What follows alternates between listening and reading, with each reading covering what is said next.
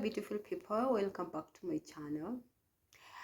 For my returning viewers and subscribers, thank you so much. Thank you for always being here, for always watching my videos, for the support that you've been giving me. I thank you so much, and I don't take it for granted. To my new subscribers, this is home and this is where we roll. Welcome to our channel and feel appreciated. Feel appreciated. And we've been talking so much concerning witches, concerning net runners, and yesterday I was talking about witches, like cultural practices, most feared cultural practices in Africa. You know, Africa is very diverse. As Africa as a whole has a very, very, very good and long history and heritage.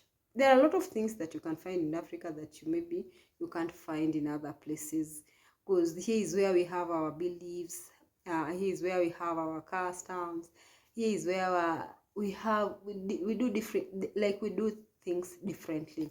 Here is where we still have, like you know, Africans, most of the African countries, they really appreciate their cultures. They have very rich cultures. Yes, and they also have some very weird practices that are very weird. And like you can even they're very weird. Let me say that they're very weird. That even at times understanding them, it's very, very difficult. So we've been talking too much about witchcraft in Africa and in African communities, especially in the villages. You know, these things will normally takes place in the village. I don't know why it's in the villages and why it's not even in the cities, but mostly in the villages. Because even at the city, at times, but it's rare. Because at times you'll find that there are people that are still doing it even in the city, whereby maybe if at all you have a very beautiful child.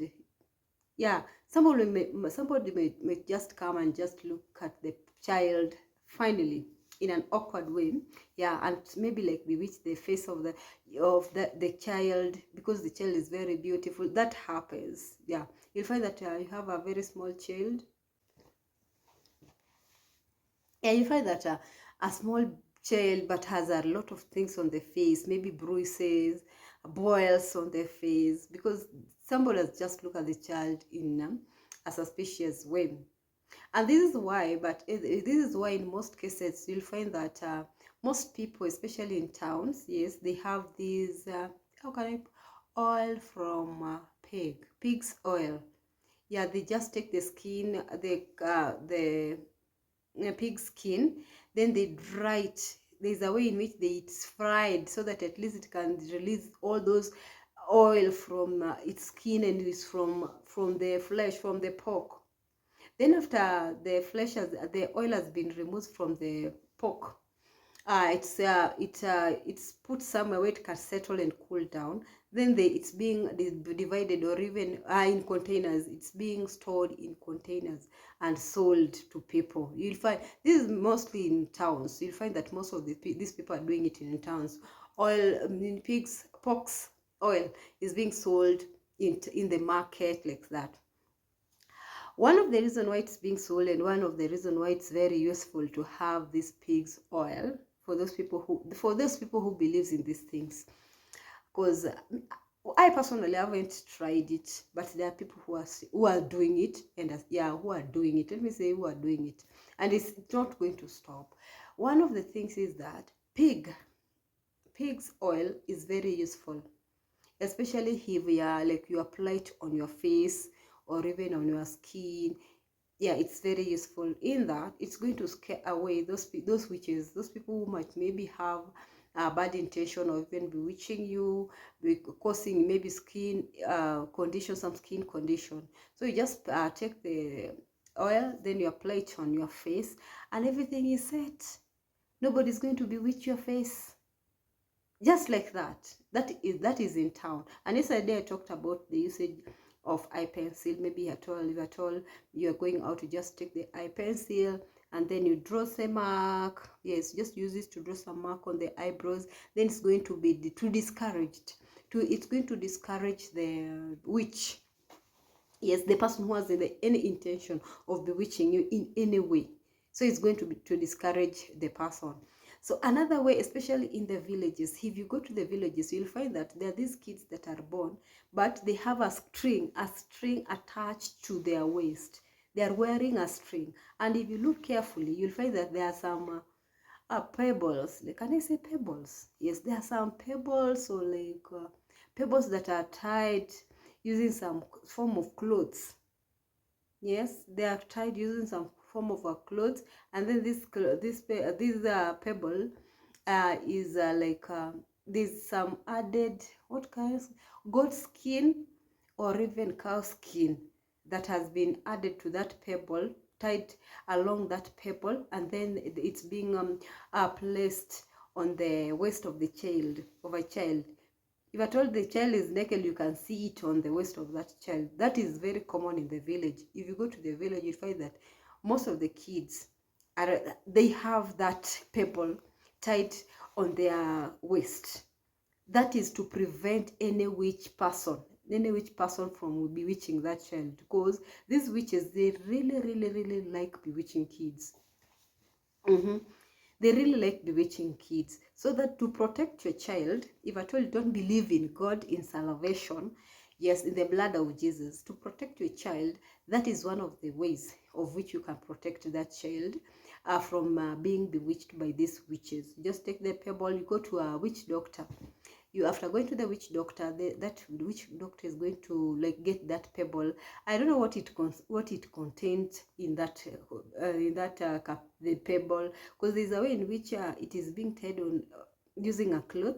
Then they take a cow's skin or goat skin, then they just place it around the child's waist, so nobody is going to bewitch that child. Even if you try as much as you can, you are not going, the child is not even going to be affected by those witches.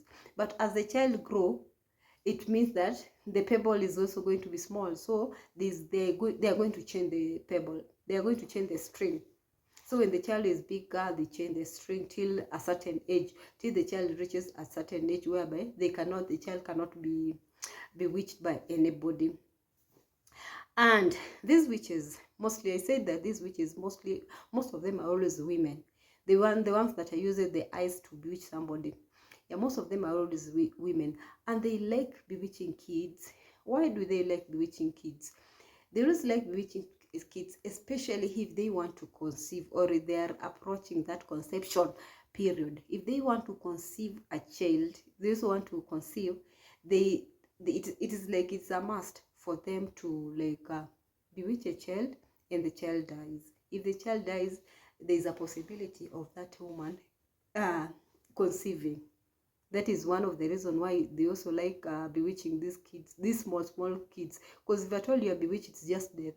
If at all you don't go to a muganga or a witch doctor, yes, for those who don't understand, if you don't go to the witch doctor, who is going to help you to revive you back to health, it is automatically the child is going to die.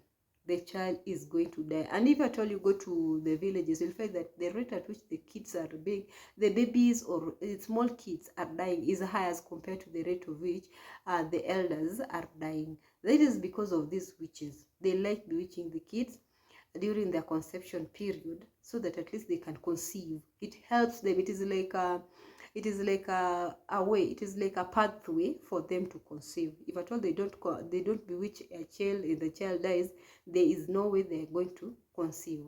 So for them to conceive, they must bewitch a child, and the child is going to die. So that is what normally happens when it comes to bewitching women and witchcraft. Yeah, when it comes to women and witchcraft, for it's something common in the villages. It's common, and it's something that is not even strange to people. It happens, because you'll find that in some other communities, even in the village, there are places whereby if at all you get married to those places, or maybe you get married to those places, or maybe you marry a lady from that place, it's just going to be war on to you.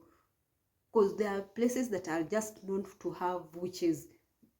People know that if at all you marry from this community, automatically know that it's either you've married a witch person, or you've married a night runner. But in most cases, you'll find that you'll end up marrying a witch person. And these witch persons, and if at all you get married to this witch person, or maybe if you want to identify, you'll find that these witches, they have very weird ways of doing things. Their ways of doing things are just weird as compared to other people, because you'll find that in their entrances towards, maybe when you are going to their homesteads, yeah, you find that there are some things that they've just hanged on their gates or in the entrance before you get to their houses. There are things that they've just hanged there, like skeletons of animals, like maybe maybe it's a bird, the what do we call it, this bird, the owl, not, is it the owl, and the bat, yes, the owl and the bat. You'll find that there are some birds, skeleton of birds that that have been tied using some sort of staff. Pebbles are also there, and then they've just hung it on the gate. That is for their own protection.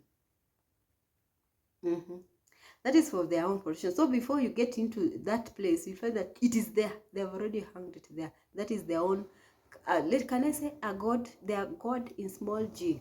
That is their god.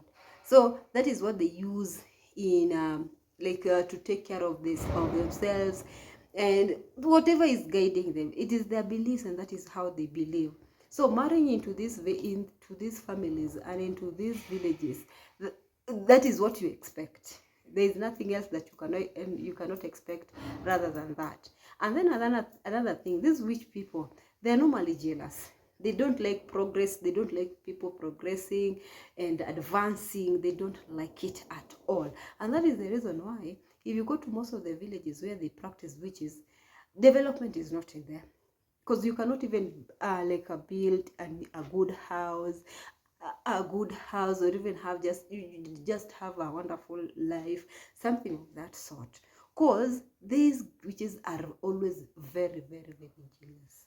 They're very jealous. They don't want to see any development. They don't want to see anybody prospering. They don't really want it. They're jealous. It's just something that is inborn.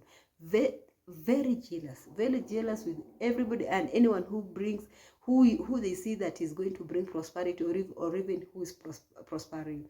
And that is the reason why, if at all you are working in the city, because you'll find that in some places or in the villages, there are people who are in the cities. After maybe they've finished their education, they go to the city, they find a good job, and now everything is very good, everything is going on okay. And these people, you'll find that these people will end up not even coming back to the village. Why? Because they know that if at all they come back to the village, maybe going back, the possibility of them going back to the city or to whatever they were doing in the city is like nil.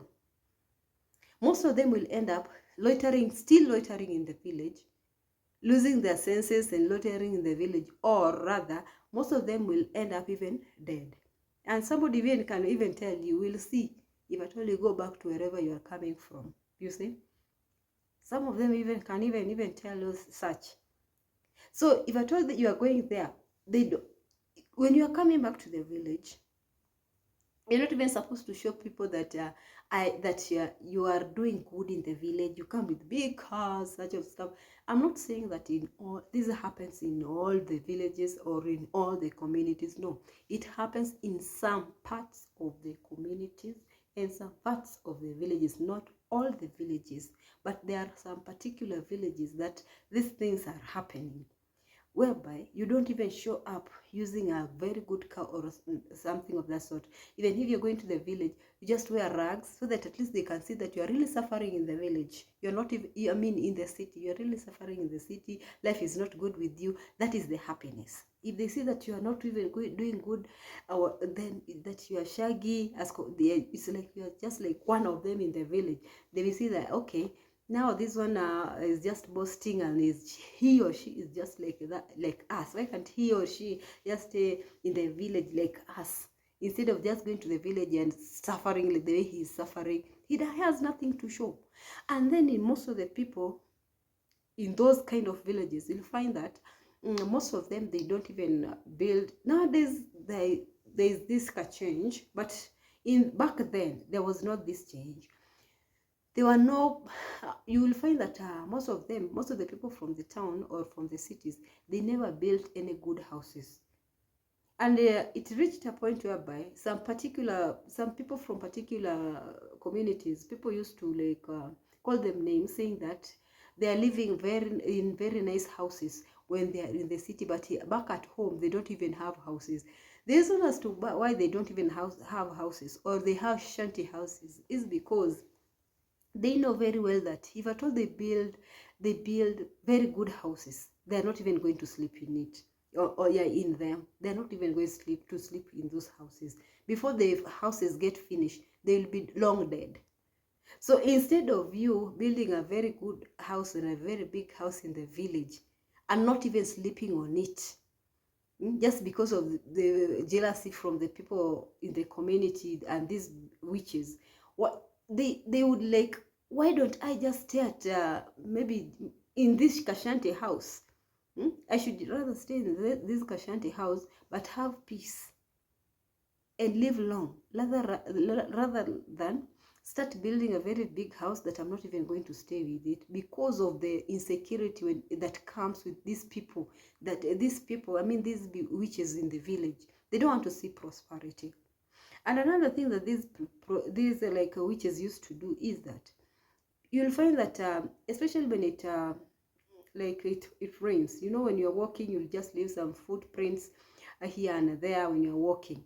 They will just they will be walking around, and if at all they see very good prints or shoe prints, maybe it rained, and now when it rained, you know what happens when you are walking, you just leave some footprints in the mud or in the road, like that. So when they come and notice, hey, I can see some footprints here, and they look like very good shoes, they know good shoes based on the prints that they're seeing, they're going to collect that footprint. They're going to collect all that mud that covered this footprint, and what they're going to do is that they're going to use it, they're going to take it to black magic. And after taking it to black magic, I tell you, my friend, your leg is going to swell. That leg is going to swell, and that leg will never ever ever put on any shoes, and this swelling might lead to your own death. This swelling of legs will lead to your own death. And another thing that they used to do, and they're still doing it, yes, I'm very sure they're still doing it, is that they used to collect they used to put some stuff on the road. If they know very well that a particular person is going to pass here, this is the only way that this person is going to this is the only way that this person is going to use. This is the road that it's a must for this person to use this road. What they're going to do is that they are going to take some things, maybe even if it's mostly, they used to take maybe eggs, there are some herbal powdered herbals, some herbal powder, then some pebbles, they put it on the road. So after putting them on the road, you can even step on it, or even yes, you can even step on it. If you step on it, my friend, I tell you, you're not going to live long. You are not going. This is not that like a story, but it is a reality that happens. It is not like a movie, but it is something that happens. So I remember even us, because us are we used to live in the city, but when we used to come back in the village, maybe for holidays and such, you'll find that there are these people that were always on our back. They were from a particular community that I don't want to mention. They were from that particular community, but they came to our village because they lacked land in their previous community and previous village. So when they came to our community, my family allowed them to have some of our property, like some of our lands, to plow, because we were not there and they were there, but they wanted to use what do we call it, they wanted to use the shamba, or rather the land, to maybe put on some, I mean, plant some crop, grow some crops, and to live in them. So when we came back, they never liked it. Then it was like we were just coming back to collect everything that belonged to them. That is the notion that they had. This video, I can see that it's going to be long, and I don't want to be long. So I think I should continue it tomorrow. Yeah, I will continue with the story tomorrow. So if at all you're watching this video and you haven't subscribed, kindly do the needful, subscribe, and remember to tell your friend, to tell a friend about us. Don't forget to tell a friend. And always remember to like, and always comment to tell me what you want me to talk about, because yes, anything that you want me to talk about, I'll talk about it, even if it's if it's based on whatever I can do. Yeah, I will talk about it. So if at all there is something else that you wanted me to talk about, please kindly tell me in the comment section that I want you to talk about this, and I'll do that. So till then, and if at all you haven't subscribed, please subscribe, and remember to turn on your notification bells. Till then, let's meet tomorrow for another part of the part 2 or part 3 of this story, so that we can continue. Till then, good night.